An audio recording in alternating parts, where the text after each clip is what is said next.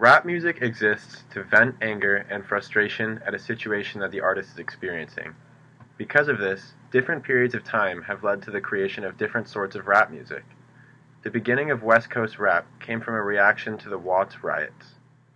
A spoken word group called Watts Prophets was born from the anger within the black community after the riots, and they inspired the spread of spoken word music throughout the West Coast, which over time turned into hip-hop and rap.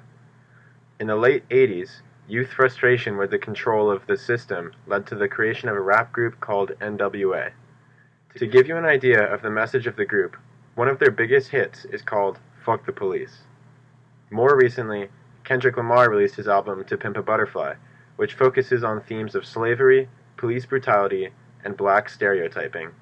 The music reflects many of the ideologies of the modern social movement, Black Lives Matter, and other similar causes.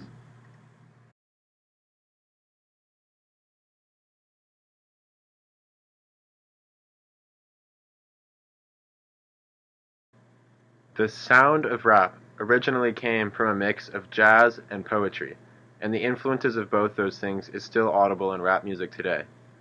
Whether this be through jazz instrumentation in a beat like you would hear on a song by A Tribe Called Quest, or just the complex rhythms of modern electronic drum beats, the influence is definitely there. Rap music is essentially poetry over a beat, and the lyrics can be spoken quickly or slowly, however they are almost always said in rhythm with the music.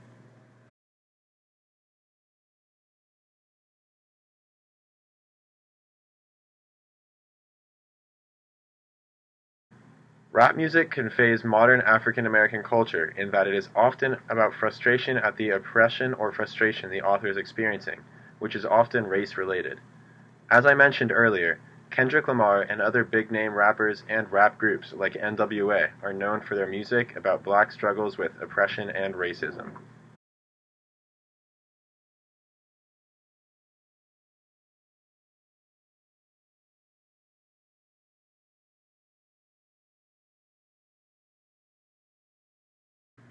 Pop music is inherently popular. This means that it reflects various aspects of the mainstream culture of the time period in which it was released. There is always pop music about love and heartbreak because those things are always relatable, no matter the time period. Back in the day, even Beethoven and Mozart were pop stars, writing love ballads about heartbreak pieces just as artists today do, although in a very different style of music. In the Vietnam era, pop music was often very politically charged. This was particularly true for stars like Bob Dylan and Pete Seeger. The music reflected the American people's dissatisfaction with the world affairs of the time and their powerful desire for change. More recently, Lady Gaga is a pop star who has made music that reflects the time it was made in.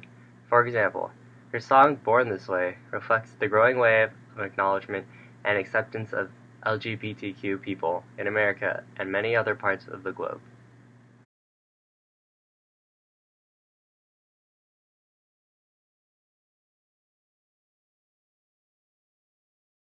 The sound of pop has changed drastically over time, from Beethoven to Taylor Swift. But the one thing that always remains constant about pop music is that it's easy to listen to. Pop music is made to be appealing to the widest possible audience. Therefore, it usually harmonically and melodically quite safe.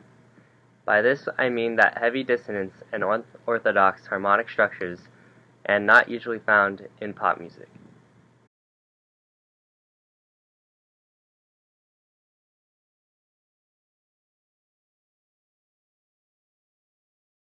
As I said before, pop music is a reflection of the pop culture of the time in which it was released. Pop music can tell what a society's main interests are, and more often than not, the thing everyone cares about more than politics, war, or poverty is love and the heartbreak that comes with it.